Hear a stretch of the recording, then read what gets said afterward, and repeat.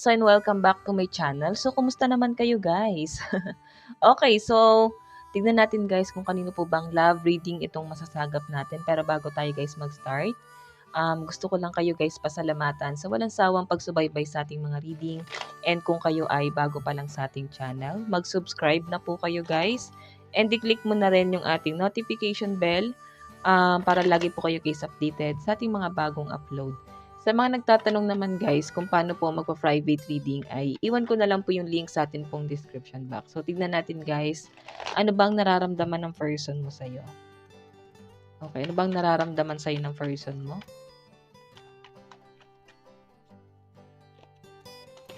Feelings ni person mo sa'yo ngayon. Okay. Ayan, pantay ba?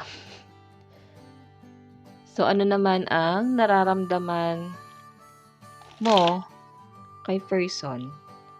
Ano ang nararamdaman mo sa person mo ngayon?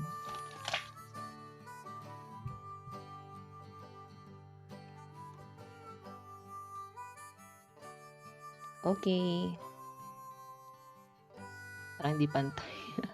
Tingnan natin guys, ano ba ang nararamdaman ng person mo sa'yo ngayon? Oh my God. Knight of Wands. So guys, maganda kasi yung Knight of Wands, no? Pag Wands kasi guys, passion, love, body and soul, mga ganon. So, nakikita ko guys, mukhang nag-e-enjoy yung person mo sa'yo. Mukhang nag-e-enjoy naman kayong dalawa. So, wala ko nakitang problema ngayon dito. Sa ngayon, titignan natin ha. Pero yung tingin niya sa'yo, someone na para bang madali ka lang paligayahin, wala kang arte sa katawan, napaka-simpleng bagay lang, masaya na yung iba sa inyo. So, tignan natin guys, paano ka naman niya tignan ngayon? Wow, Wheel of Fortune, mataas daw ang pangarap mo and meron ka talagang goals sa buhay. Kumbaga napaka-chill mo lang, pero alam mo yun, yung chill ka lang daw sa buhay, pero napagsasabay mo yung hobby mo at yung pangarap mo sa buhay. Kahit na may mga distraction guys, hindi ka rin nakikitaan ng person mo na parang ang dami mong problema, hindi ka niya nakikitaan na para bang pinoproblema mo yung mga problema mo. So, ikaw kasi sobrang chill mo lang talaga.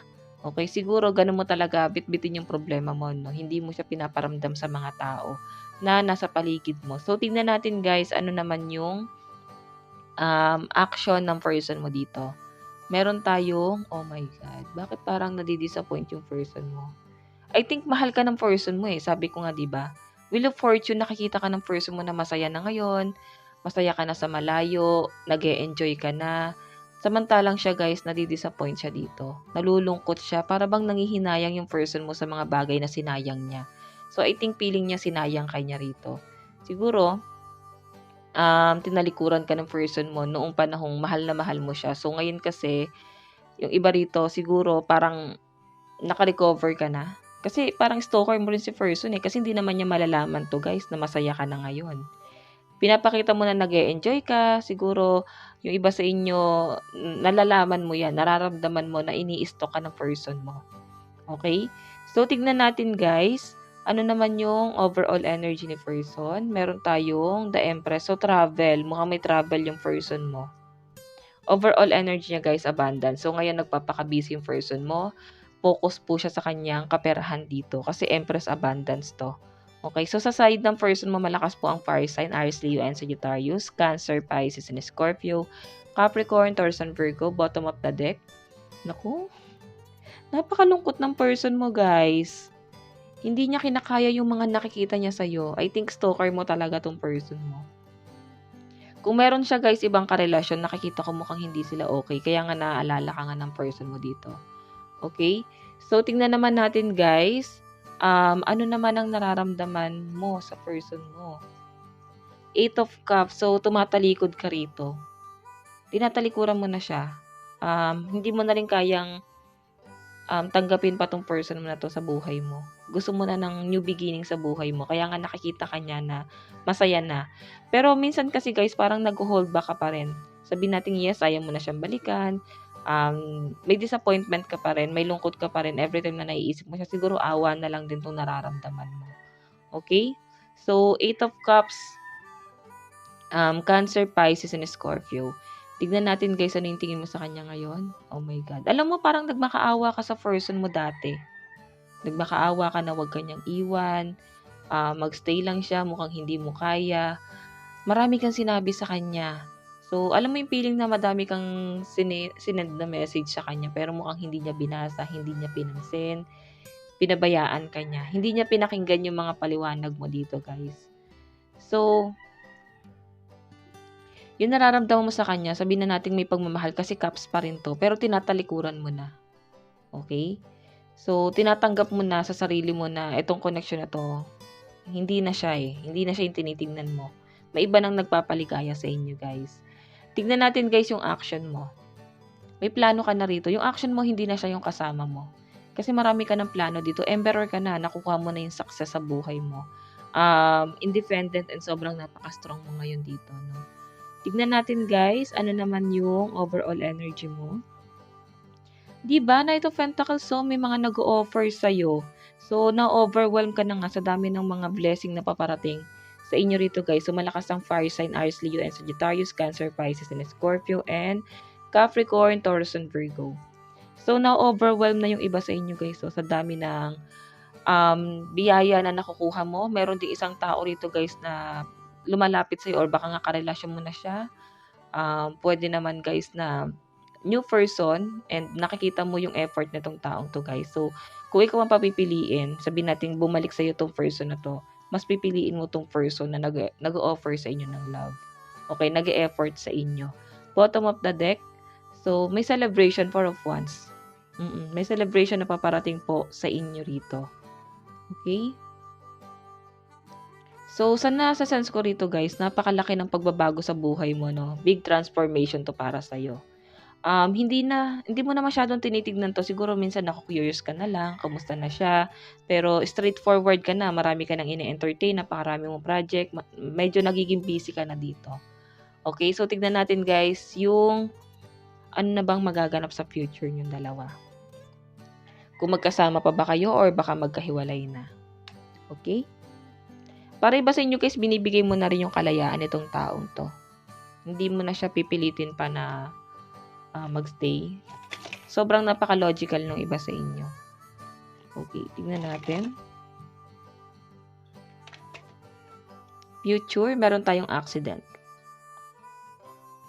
So, I think nag-iingat ka dito sa connection niyo ng person mo na yun. Sobrang ingat na ingat ka.